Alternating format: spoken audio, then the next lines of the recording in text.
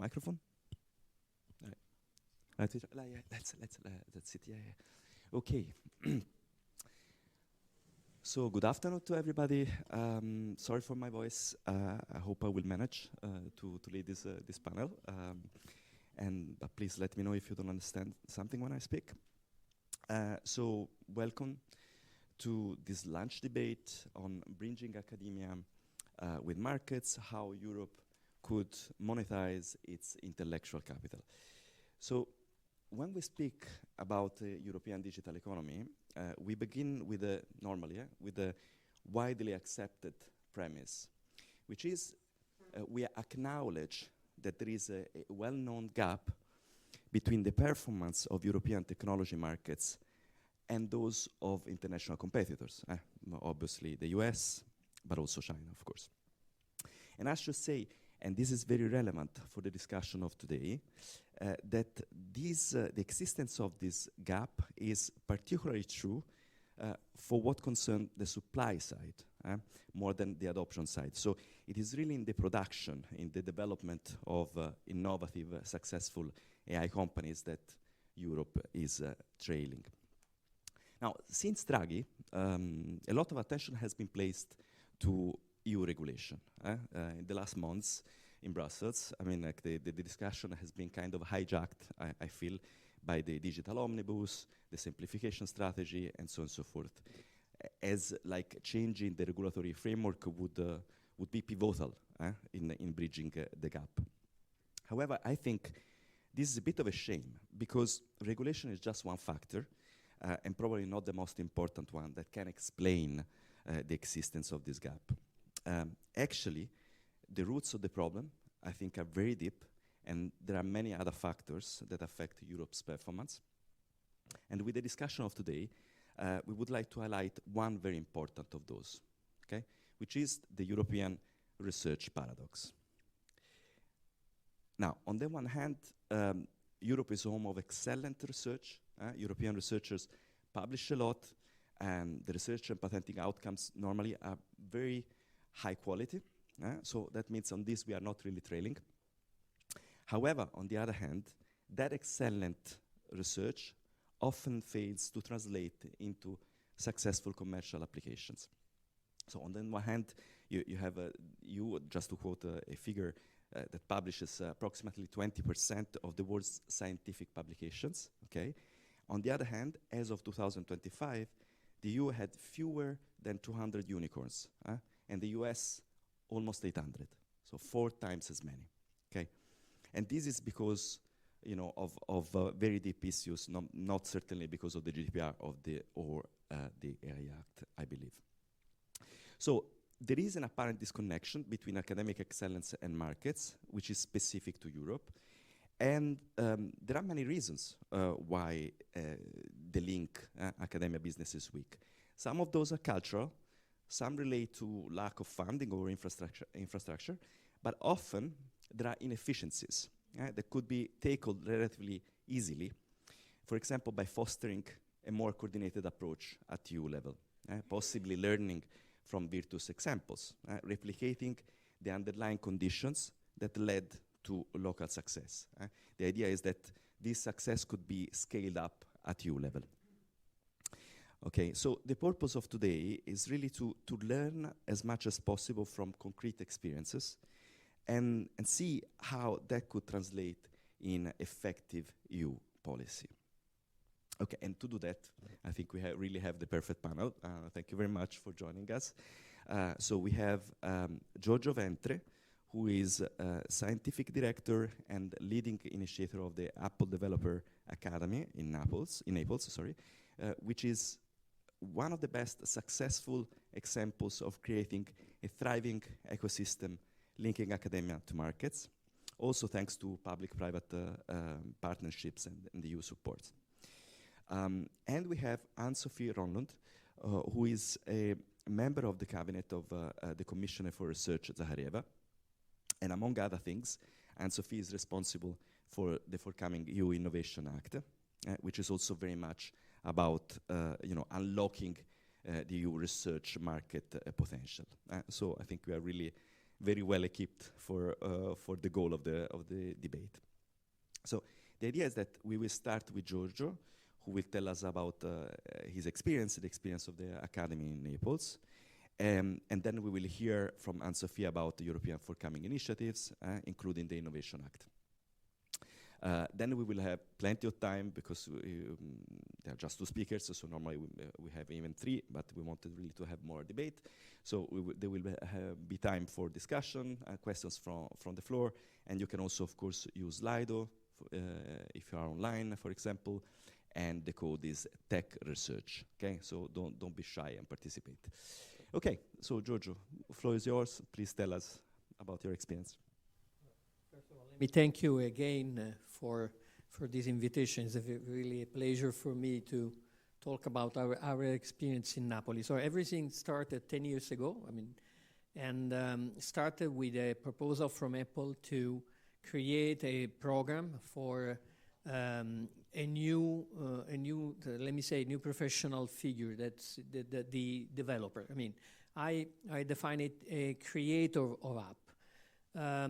In few words, it's a program that lasts 9 months. It's in presence, completely in presence. And every year we select 300 students that 50% of them are from abroad.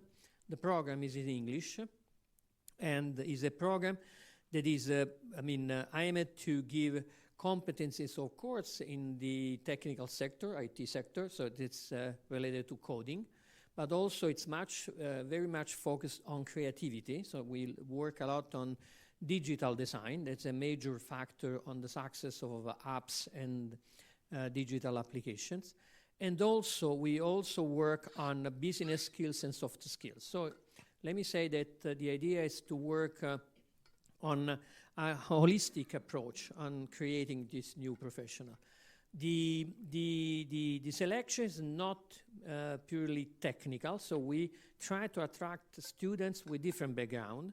And I would say that normally 40% of our students have a background coming from science and also from humanities. So it's and the average age it's around 24 years, but we also have students older. That's a nice part.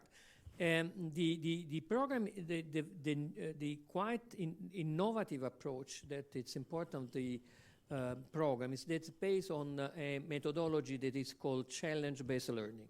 Challenge-based learning is a very practical approach where students learn by doing, learn by developing apps and services and projects. With the, let me say, apparently minor difference that every code, every app that is developed by the students is owned by the students. So we work with them, we teach them, let me say, on new technology, it may be AI or virtual reality or, again, coding. And then every 2 months, we ask our students to complete a project, and the team of the app, the team of the project is chosen by the students. And they do own the rights on the app. Every year, the course produce, let me say, around 150, 160 apps, and many of them, let's say 50%, they end up on the Apple Store.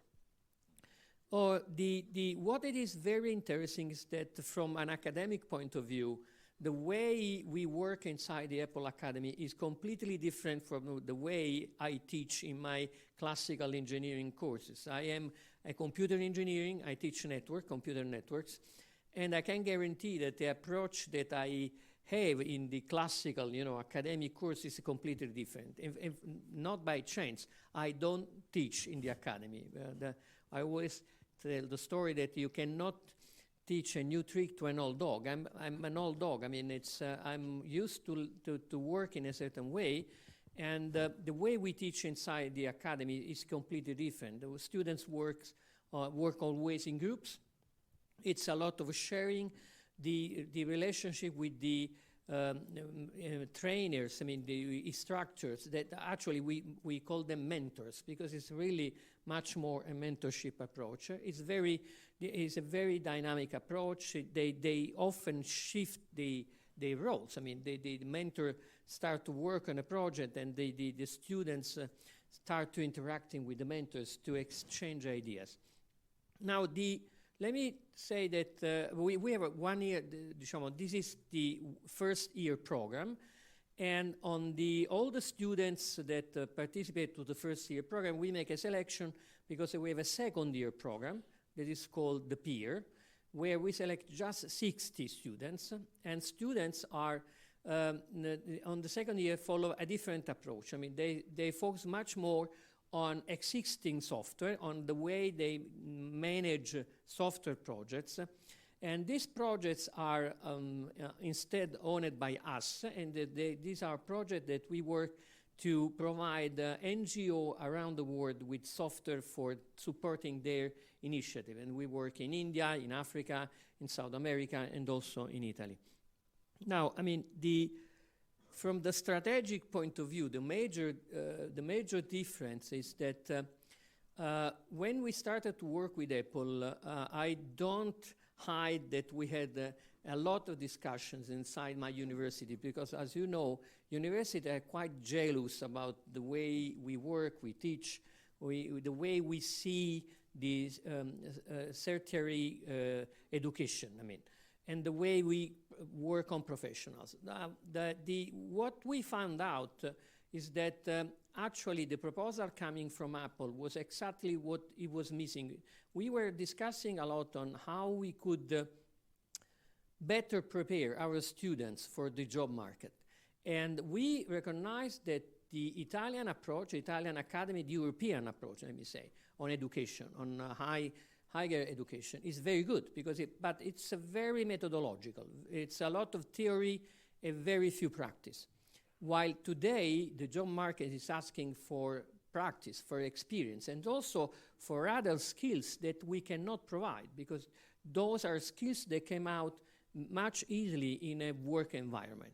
So when we started to work with Apple, we realized that actually there could be not only a partnership with a big, international company and a chance to offer something new to our students, but it was actually something that could start learn by ourselves. To start thinking about higher education in a different way. And the result is that since then, we have been launching similar projects with other companies. Smaller ones, but with Accenture or with Micron, and also with Italian companies like the Italian Highway Company and many others. Today, we run around 50 academies in my university. There are few experiments coming out from other universities in Italy, but again, it's not only something new for our students, but was something very important for us, because I do believe that we should prepare in a different way our students for the job market, hopefully hoping that this could be accepted by the European companies. That actually the theme of this discussion today. Okay. Oh, great. Thank you very much, Giorgio, for this first introduction. I'm sure that already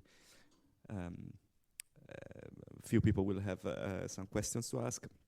It seems to me that the way in which you described this, that this was like a really holistic, if I can be forgiven for the use of the word, project, in the sense that you had organizational challenges, but also cultural challenges somehow, a mentality challenge. To change the approach, which might be the trickiest, probably, because I'm also very interested by the fact that this experience was successful there, but also what triggered was really the creation of an ecosystem, right? So you had a few other companies that joined. It's something that kind of the location retained. It's not that you train people, then they go and no, it's something that enriched somehow the whole ecosystem.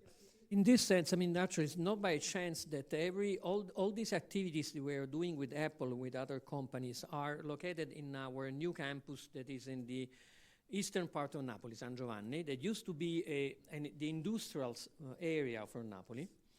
And that, I mean, then, I mean, most of the industries disappeared with a major economic and also social impact of the area.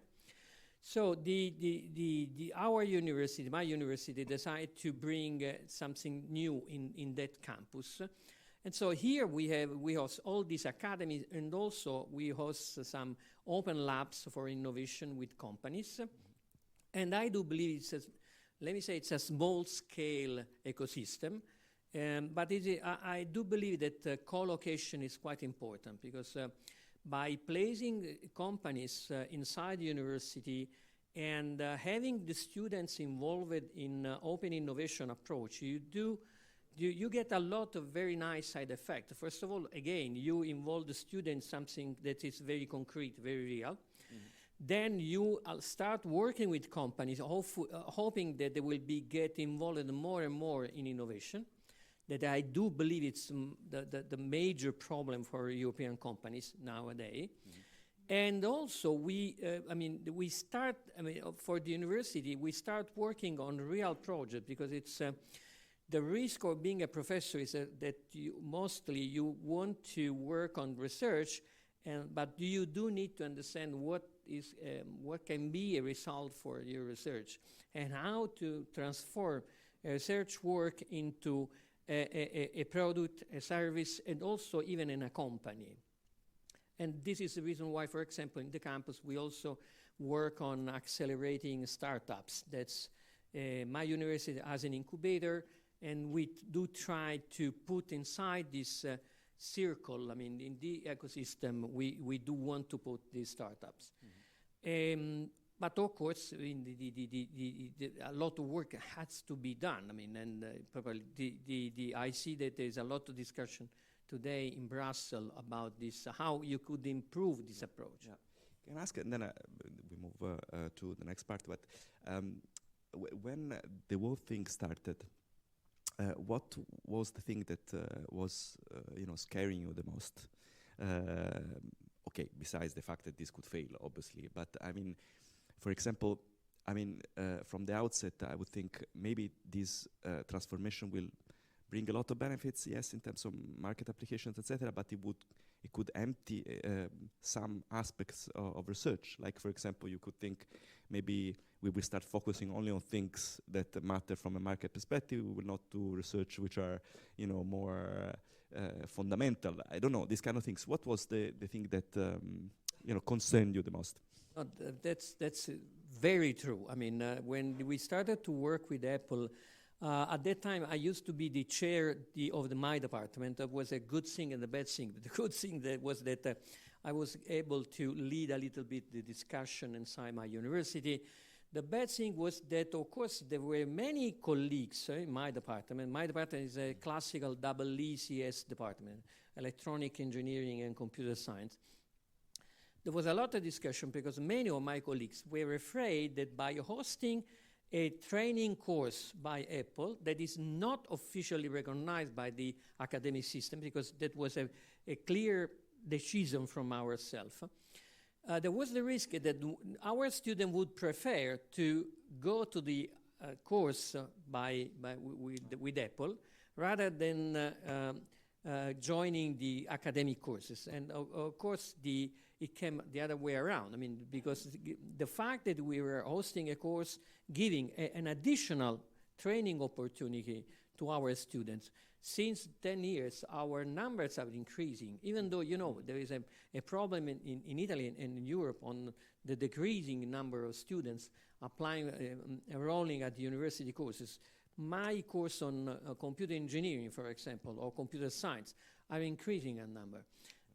Because they were able to discover the advantage of getting something more, not something less. But I mean, to defeat this mindset, this very traditional mindset by academia, was not an easy task. No. But I mean, I wouldn't go into details. Okay. No, thank you very much.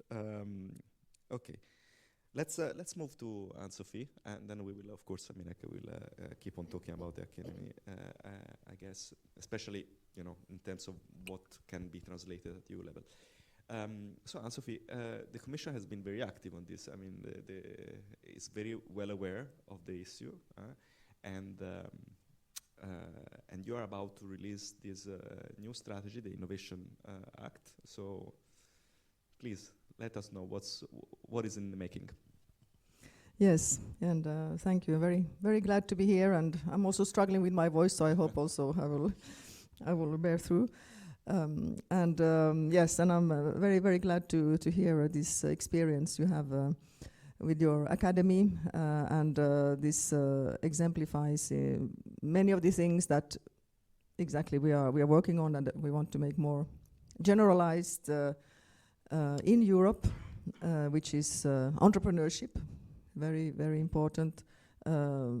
Risk-taking, maybe in this case, well, at some point there will be risk-taking, and that is very much needed. And also being more structured and overcoming this paradox, Mario, that you mentioned,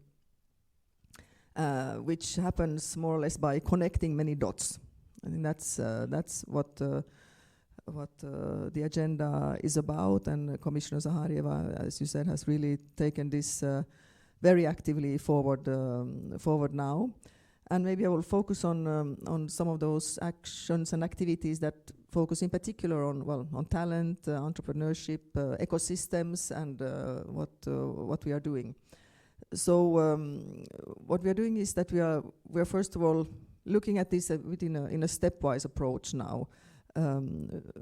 Commissioner Zaharieva issued in May last year what we call the Startup and Scale-Up Strategy, because this is the first time there is a startup commissioner, actually, really at the level of a political title. You have a startup, and it shows how important this is for our economy and technological autonomy, and it is now well recognized and understood.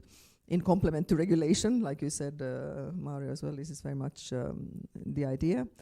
And in this strategy, already many strands were set. I won't go into all of them, but when it comes to talent and entrepreneurship and ecosystems, there are some very, very important actions already going on, preparing with the field, with the startup and scale-up system, also with the researchers, all those innovating, to look at what are the good practices we already know, like in Naples, in your example, these kind of good practices. What is it that makes them thrive and succeed? And around this, there is work on something we call an umbrella name is the Lab to Unicorn action, which consists of 2 bits. 2 parts, subparts, you could say. One is on creating a blueprint, so taking these good practices and looking at what is it that makes them successful. In particular, when it comes to the theme of today is that how can we capitalize on this intellectual asset that we have through the many research results, publications, and so on. And we see that those that are coming from the research field, from the publicly funded researchers, they end up in actually in 10% of patents in Europe, in the European Patent Office. So it's already a good and big part.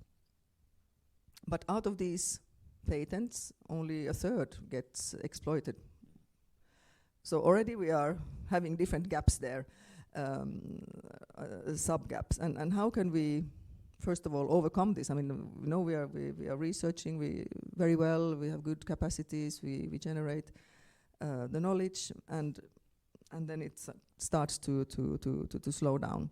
So we think a lot is in this mindset, first of all.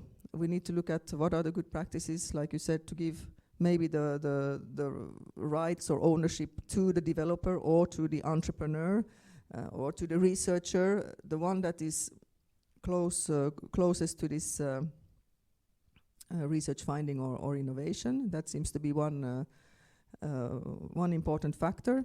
It can also be with the institute or so on, but that there are policies in place that encourage the use of this results of a publication or intellectual asset. So that is one, to align, to make them known and try to align our practices and get more and more universities to do that in their approach. And having venture or accelerators is of course really the dream, or to have even some venture funds, some capital ready that can take the hand very quickly when a spin-off or other entrepreneurial development happens from the results.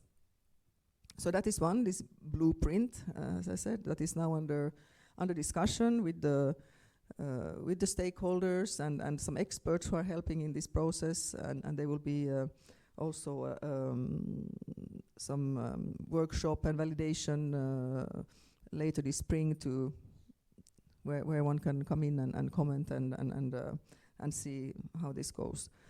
Then comes the Innovation Act that you mentioned, and this is why I said also it's a stepwise approach. We start with soft measures, so blueprints and others. We don't want to over-regulate anything. We just want first to understand what are then maybe some more persistent problems, or how could we structurally make these practices better followed. So in this case, let's see, but we are looking at different ways that such commercialization plans or strategies by universities or at national level could make this more systemic. So what we need is structuring more systemic approaches that we don't fall in these gaps, but connecting the dots. So that's the role of then the European Innovation Act, which will be a legislative piece. And its role is to look at more these persistent problems and overcome them, simplify, and accelerate this commercialization pathway in Europe. So this is about the entrepreneurship, IP practices, spin-off creation, let's say. Then there is another one which is about really enforcing, equipping our innovation hubs, centers, whatever they are called, constantly improving them, because we know also that the needs of innovation are constantly improving as well. So we want to improve this ecosystem in Europe, and in particular when it comes to EU level, of course, we are looking also at the cross-border angle, how to create connections between hubs and ecosystems, so that those in another country, I don't know, let's say Austrians who want to learn about app development, they could actually come, and they are. Like you said, there is a lot of international participation, but also have then the next steps maybe around this ecosystem that you have for app development, for instance. So you bring in, make the connections with actors, you make connections also with different infrastructures, either research or technological infrastructures or AI factories. Today we have AI factories, AI gigafactories, which is another big strand of activities we have now at EU level, to be able to feed and give a platform for this innovation, for AI innovation and deployment. Because these research infrastructures are becoming so expensive that not even every country, at least not with public means, can establish these. We need to cooperate, do them jointly, and get a lot of private sector involvement. So that is just an example of an infrastructure. There are others on the clinical side with biotech, very many infrastructure aspects there as well to bring biotech innovation through the very, very long journey from the research discovery to market, treatment or something extremely long.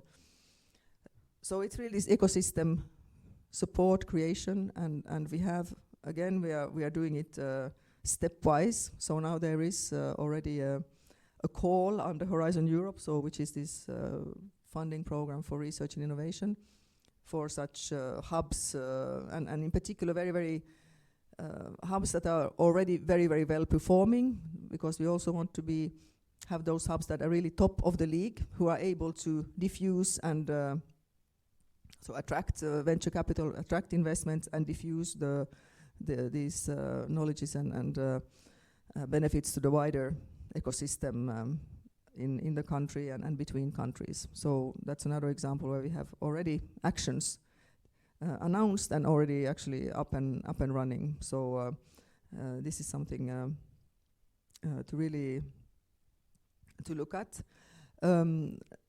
So these are the two of these lab to unicorn examples. When it comes then to the European Innovation Act for the ecosystem building, it also will be the act that sets the frame for innovation in an European setting. We don't have any such framing really now. We have some dialogues and so on, but not this structuring and connecting the dots that I mentioned. And this is very important to be able to speed up across different fields the commercialization. So those are two. Then I would maybe mention the third one, which is very important, which is of course the access to financing. This is when you have developed your first app and you know you're able to do it, and you see the potential to do more. Or another idea, the growth part is can be quite long in, like I said, biotech, clean tech, maybe a bit less in the app. I mean, you have it's a bit closer to the development cycle is a bit shorter, but still requires a lot to scale up. So this financing need is there, and Mario, what you mentioned in the beginning, that we don't have as many unicorns compared to US, for instance. Indeed, that is the case, and it is in particular this scale-up phase, which is very crucial, and where there is this gap at the moment.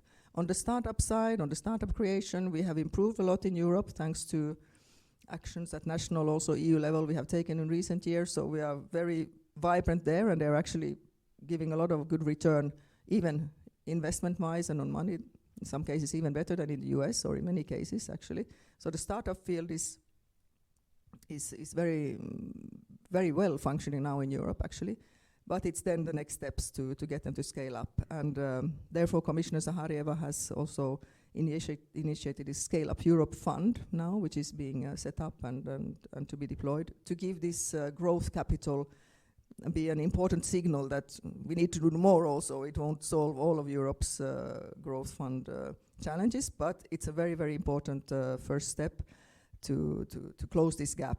And many very big investors are signing up to this. So it will be something where we from Commission side with Horizon Europe put in capital, but most of it will then come from private side and really give this risk capital, venture capital for ideas to grow in Europe. So this is, I would say, what we are doing. Great. Thanks a lot, Anne-Sophie. Thanks a lot. This was a very nice overview. I would like now to give the word again to Giorgio. Maybe, I mean, from your perspective, what you could suggest, but maybe, you know, if I may, quick questions from my side. So the way in which you explained, it's essentially a combination, right, of like non-binding measures, guidance measures, and binding measures. So you have the Lab to Unicorn initiative, which is soft, and the Innovation Act, which is instead legislative. However, it seems to me that, for example, for what you said, the Lab to Unicorn initiative, the problem is actually very relevant, very important, which concerns the role of technology transfer offices, and, as you said, the ownership of the rights on invention and so on and so forth, which, for what I understand, I mean, was very instrumental in helping the US succeeding in this space, because they have very strict laws that essentially mandate the ownership of those who to those who develop them in universities, and also that they have to use them, essentially. If you develop a patent and you don't use it, you don't build up something commercial, then you lose the rights, essentially. So it seems to me that, that in the US they have a very invasive, if you want, approach, but that helped. So my question is, do you believe that this soft approach will help? Because I understand that it's step by step, but on the other hand, you start with a soft approach, then you have the Innovation Act, which is legislative, so it will take a bit of time then later on to come up with another legislative initiative if let's say the soft one doesn't work. So how much you believe in really this guidance to buy it? First question. And then the second, which is very quick, it's whether the Innovation Act would have also something related to stock options, so to harmonizing the taxation of stock options across Europe, which is an issue as well. Yes, so on the first one, indeed, actually the role of the Innovation Act will be to look first now at the work with this blueprint about this IP licensing or being equipped the technology transfer offices and possibly make something more binding. Mm-hmm. So the role of the Innovation Act will be to look at, well, is there some sort of a measure that should be more binding to maybe at national level, or let's say that that there's really a plan, a thought about this, how to make this blueprint work. So they could, they will complement each other, and that is indeed to make it reality. This practice. So then on the stock options, the European Innovation Act goes and is being prepared hand in hand with something we call the 28th regime, which is the company form for. Meant to be really the one that allows going European, going global straight away for companies, so that you can have a company form that is recognized by member states and gives is a bit lighter than other companies. It doesn't need to cover as much for bigger companies, but it will be more for startup, scale up, for let's say in this kind of SME type smaller companies, and this is where we are looking at. They will go hand in hand and be a complementary, consistent package. So the company law in the 28th regime, and then more on the scaling up. What else is needed to scale up in the European Innovation Act, and the stock options point and the taxation of it has been there since the beginning. Something we hear very very clearly from the field that this needs to be pushed. So we are looking at this jointly, how to where this would best fall in between these two legal acts. So that is the outcome of the consultations as well. A lot of support for that. So that is a bit early to say, but it is being definitely looked at with very very seriously. Great, thanks a lot, Anna-Sophia. George, what would you like to suggest to the Commission on the basis of your experience, of course? I guess that this all the work is being doing in the Commission on these issues. Innovation, the creation of ecosystem. The support to startups, and also this 28 approach to taxation is very important. I guess that probably we do need to work also on what at the very end is the most important part, that is the market for innovation. What we find here is that, again, Europe is still capable of doing great research. And what it is difficult to have is to have it put in practice. I do feel that most of our companies are still very, slow in adopting innovation, in interacting with startups, in getting ideas from startups. And we are very conservative in changing the way we work and the way we do and sell our products. to be very successful in creating new opportunities, especially for our talents, because the problem is that if you go in any department, university department in the US, you will be finding plenty of European researchers and professors that have been working incredible work there.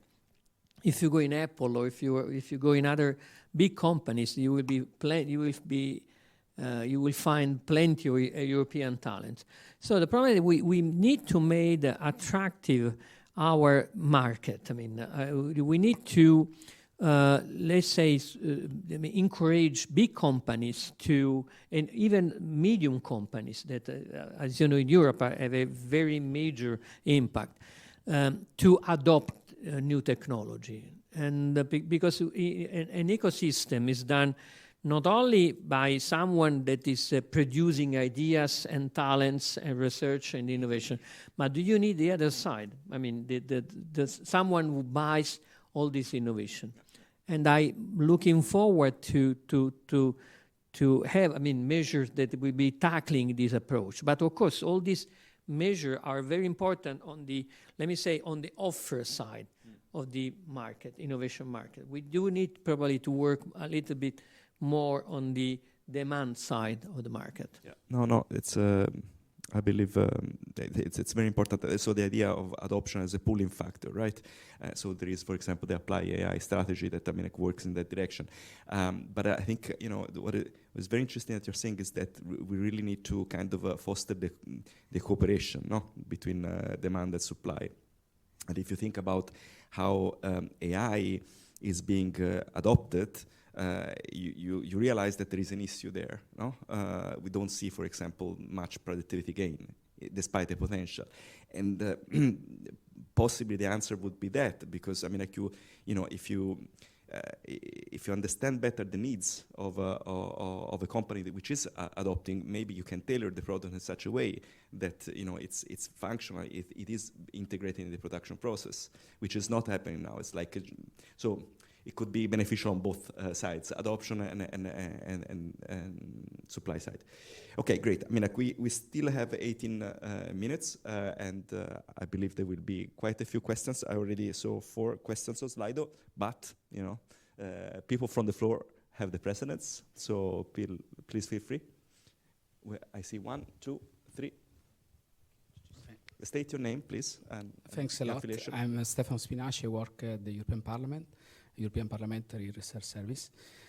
I'm 51. As background, I was coding from the age of 10 to 20, and then I decided to do not engineering but economics. But I worked for IBM later and for engineering informatica. Why this background? Because I found very interesting what you said. Myself also at that age, I found very difficult, to sell what I was doing. I sold some of my software. Sometimes the software, they were sold 2-3 years later that I was producing, because simply I was in a small village in Marche and nobody knew about my software. So it's important that you shorten this time to the market of this production of talents or less talents. And I go to my question. First of all, I strongly believe that creativeness is nurtured by beauty. And in this sense, Naples, south of Italy, and all Europe can really inspire a lot our talents. Never forget that Olivetti wanted to invest in the area of Naples, Etna Valley, Scuola Res Romuli in L'Aquila, and so on.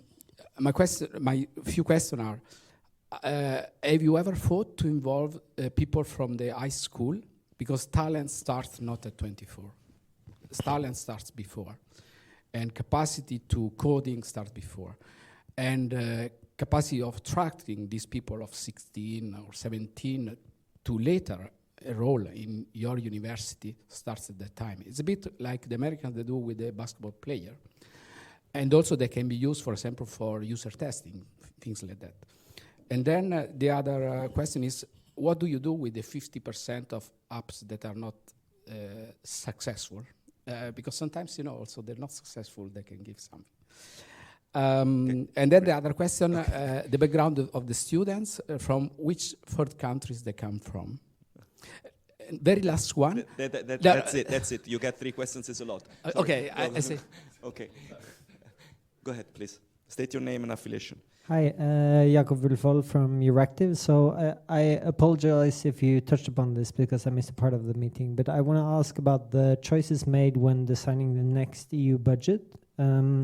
Because there was this HITO report which called for doubling down on these experts councils like the ERC and the EIC. And instead the Commission went with this new competitiveness fund directing a big part of Horizon with the part that usually, like, if I understand correctly, in the current setup, a big part of Horizon goes to these collaborative projects, which some argue that it's more about really doling out money than doing aggressive science. So I want to ask, and also this in the HITO report, they argue that you can't have this single rule book which the competitiveness fund has, because even though you want to kind of make it more flexible, these 4 different domains that they proposed need different rules. So I want to ask Anne-Sophie about the choices made there. Yeah. Perfect, thank you. I don't remember whether you stated your name and affiliation. Jakob Wulfol from Euractiv. Great, thank you. Tilman, then we... I'm Tilman. I work at Bruegel, Tilman Schenk. I have a question for Mr. Ventre, because you suggested that part of the reason that you bring so few innovations to the market is that university education is very methodological in Europe. Now, I never studied in the US, but my impression was always that academia is not terribly different in the US compared to Germany. So I wonder whether this can truly be the explanation for the difference. And if you think that it's quite different, then I would like to know what the Americans do differently from us. Thanks. Okay, shall we start with this round of questions, and then we move to Slido, and then if there are other questions, who wants to start? George, okay, please. I'll start getting, I hope to remember all the first question about school, involving high schools. Yes, you're perfectly right. The problem, of course, I'm referring to Italian situation. That's a very peculiar, because Italy now, I guess, has the oldest educational approach in high school all over Europe. And this means that students are really still obliged to stay put in their bench for 6 hours, learning very old stuff with no, contact with the real issues and with the what they will be expecting in the job market.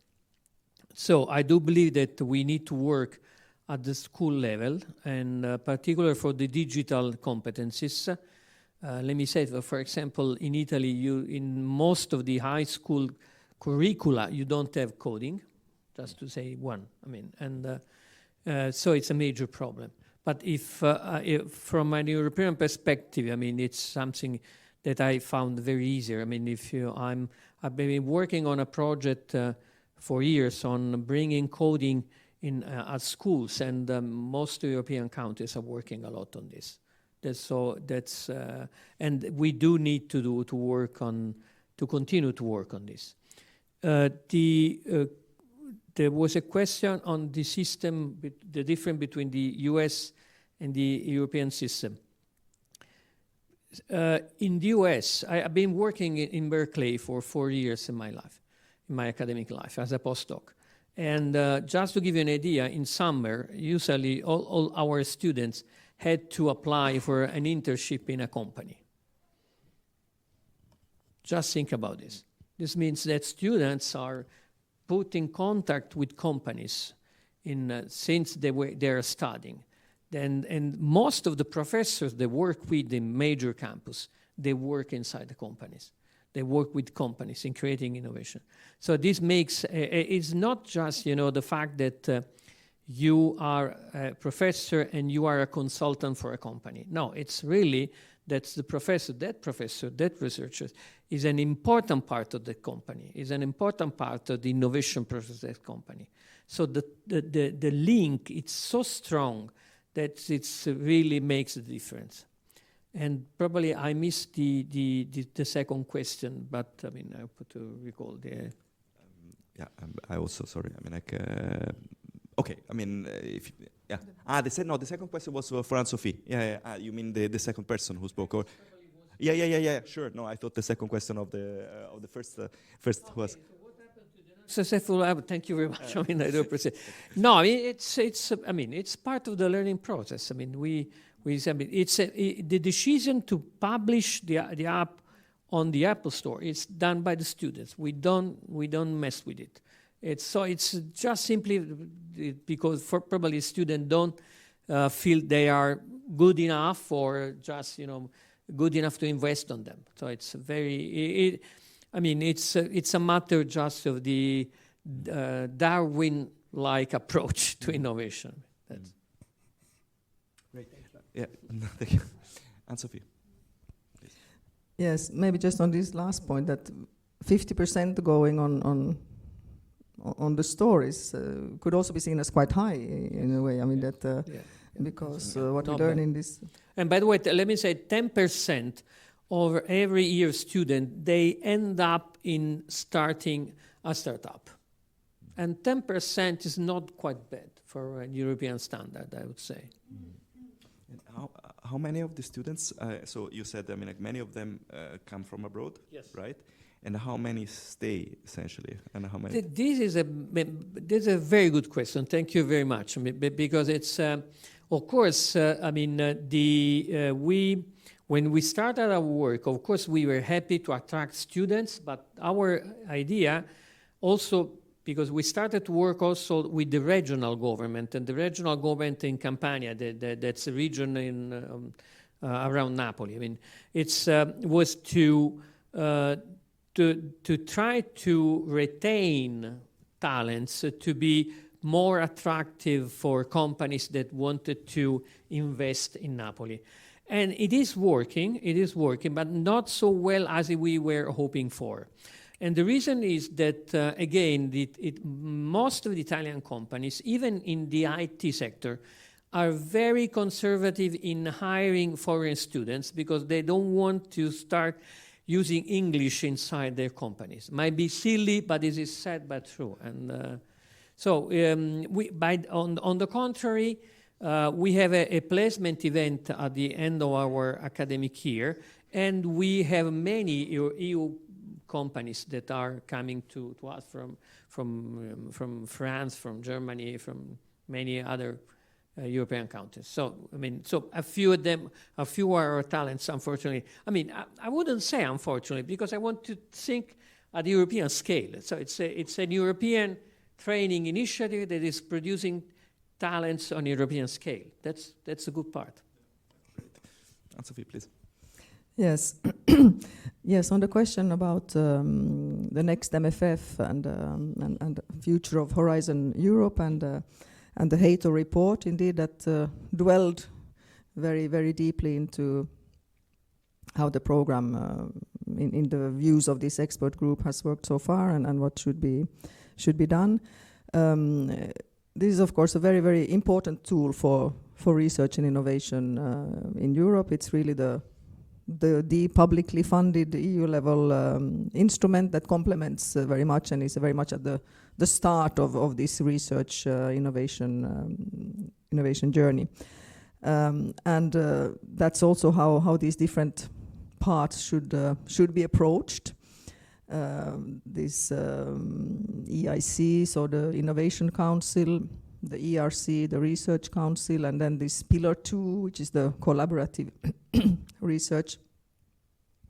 They really are quite complementary, and indeed the Hato report found that when it comes to really speeding up research results, breakthrough research, this ERC, Research Council, has worked very well, but is underfunded. the same goes for this European Innovation Council. It works very, very well for this. Like I mentioned, in startup creation, we have become much better in Europe, and it's greatly also thanks to this European Innovation Council, which funds entrepreneurs or startups that need to scale up in Europe. And also here, the Hator report found that this is working very, very, very well to commercialize and support entrepreneurship, but it's underfunded. And here the proposal for the next MFF, I mean, yeah, went in this direction because they were really increased the fundings for this. So the doubling down, I think, can be really found there in the size of these two initiatives proposed for the future. That's one point. Then comes this pillar 2, so which is not funding individual researchers or individual innovators like these other two do, but is focused on collaborative. And this is the big tradition in Europe as well, to have this collaboration, to get the cross-border collaboration, and not only between researchers, but actually also between companies that have research departments. So a lot of the pillar 2 participation is actually, it's already industry, it's entrepreneurs within bigger structures. So when looking at it, one should remember that it's kind of research focused, also going towards innovation, but collaboration, which also the industry seems to call for. I mean, there have been clear calls for that, and it has been proposed to be maintained, also strengthened, not as much as the other two, but still strengthened. Just to keep in mind that it has a different logic. It's not there to come maybe with the breakthrough innovations or breakthrough research results always, but it's focused on the areas where collaboration is needed. So where technologies are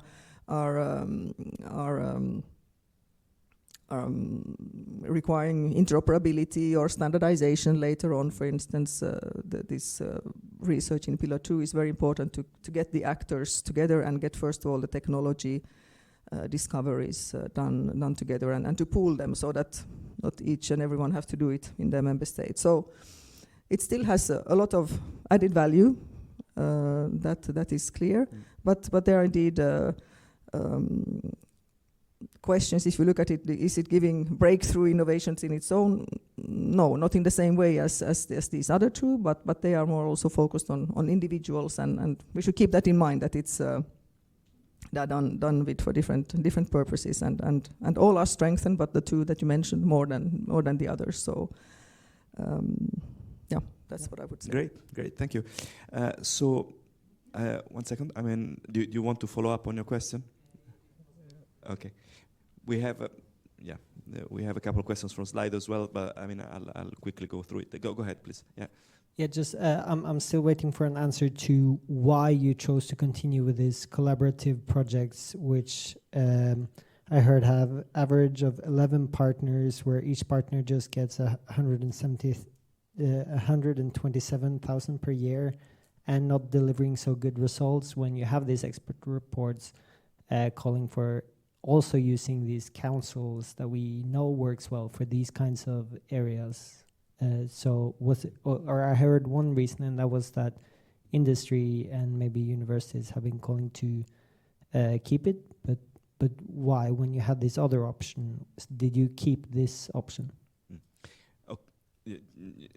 Let me just also add these two inputs from Slido, and then we have 2 minutes. You can of course address this question. So one question is about creating an AI-based matching pan-European intellectual capital and intangible assets marketplace, like China has initiated, which I personally don't know, but it seems to me that probably goes in the direction of the idea that you mentioned before, to have to create more interaction between supply and demand. But okay, I just table it. And the other questions, I think, on Slido, they are somehow more general.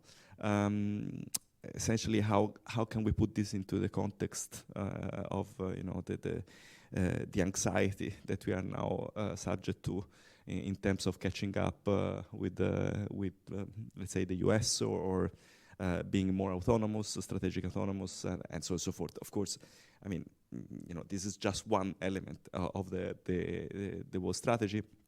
But I think that is what what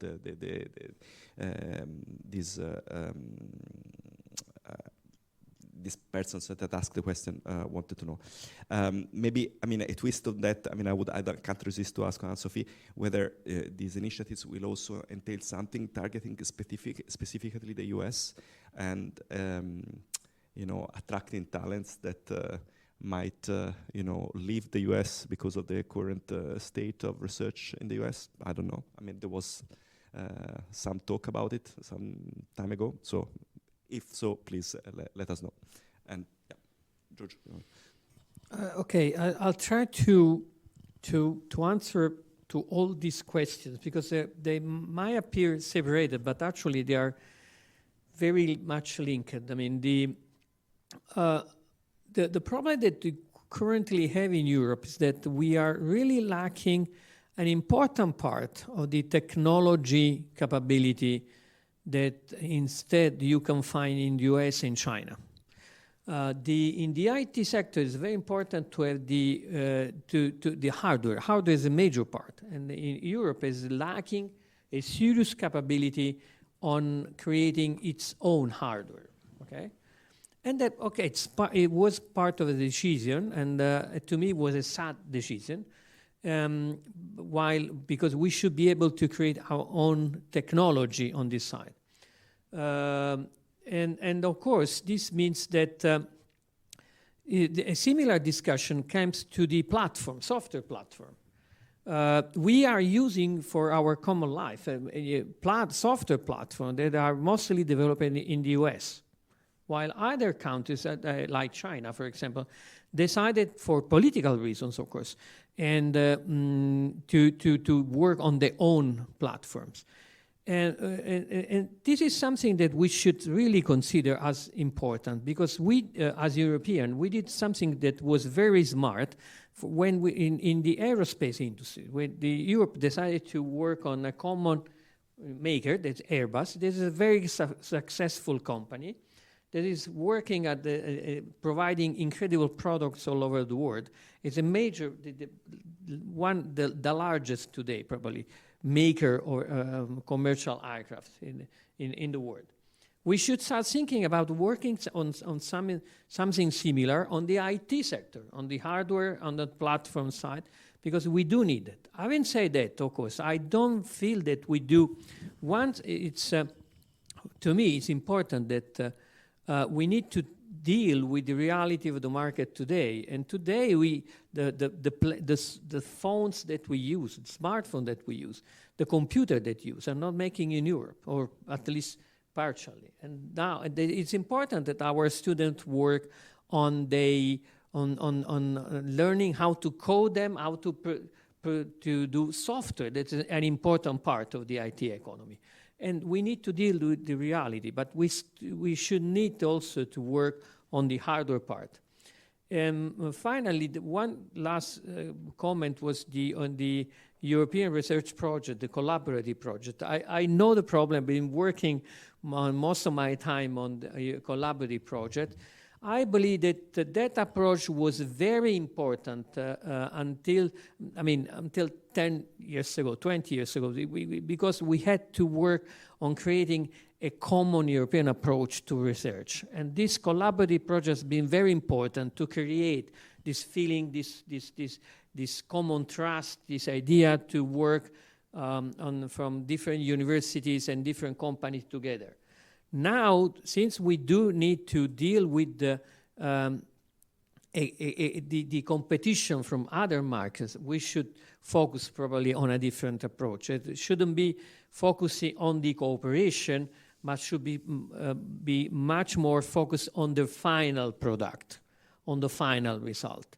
So we should go for finding a prototype. We should go for finding an idea, a product. and rather than generally a cooperation on a broad research idea. Thank you very much. Anne-Sophie. Yes, yes. When if I continue on this funding first of all, and also the question about the suggestion in the Hato report to have these councils, or what it was actually suggesting or calling for was to have industry involvement. Mm-hmm. So it goes in the same direction of kind of taking into account what will be the final product, what prototyping is needed, and so on. And now in the MFF architecture, there is, I mean, Horizon Europe is coming together in parallel with the Competitiveness Fund, European Competitiveness Fund, where the idea is precisely this one, so that both go hand in hand. So we think we approach research and the deployment and the end product needs in a common setting, and this is what will be done in what are called the windows. So there are four of these windows that are joined to the Competitiveness Fund and Horizon Europe, and that's where the industrial needs, etc., will come from. So it has been covered in this way, with of course a very very big and impactful proposed European Competitiveness Fund to go then to complement our traditional research activities. So this is indeed the direction, and the whole package to be seen like that.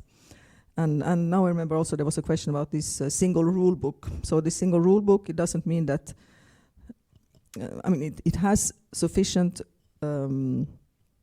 margin and capacity to take into account what is relevant and specific to research and what is relevant and specific for later stages. The single rule book is intended and covers more what is joint for both of them. So for the research and for the industrial or competitiveness angles, there are certain rules that need to be well coordinated in order to, and applied in the same way in order to deliver on the long-term goal, mentioning, for instance, the approach to international cooperation and these kind of things that need to be well thought through, both of them. And therefore, that is an example of such a single rule book, a single rule that principles that will be applied to, for instance, how to engage with international partners when it comes to certain technology areas and so on. So that's what it refers to. But there is margin and the specificities to take into account also for the different stages. Maybe I can also comment on this marketplace, IPR marketplace, because there is such an idea in this startup and scale-up strategy, and there are actually thoughts already on that and proposals by the European Intellectual Property Office, who is thinking about that as well, as we are doing also in Horizon Europe in the program, where when it comes to IPR that or research results, innovations that stem from Horizon Europe, there is a similar approach. So there are indeed developments in that direction, and we need to keep them high and ambitious in order to also to give this platform for corporate, startup, other ideas to meet each other, and those that have the financing and are looking for ideas to invest in. I mean, this is the intention, and we are looking into that as well. Great. Thank you very much, and really sorry because we spilled over a bit, but it was so interesting. For me, it was really a learning experience. So really, thank you very much for joining us. For many of us. So if you want, you can still have a coffee, and if you have other questions, if you are staying around, you can ask. But please, first join me to thank the speakers for this excellent panel. Really, thank you very much.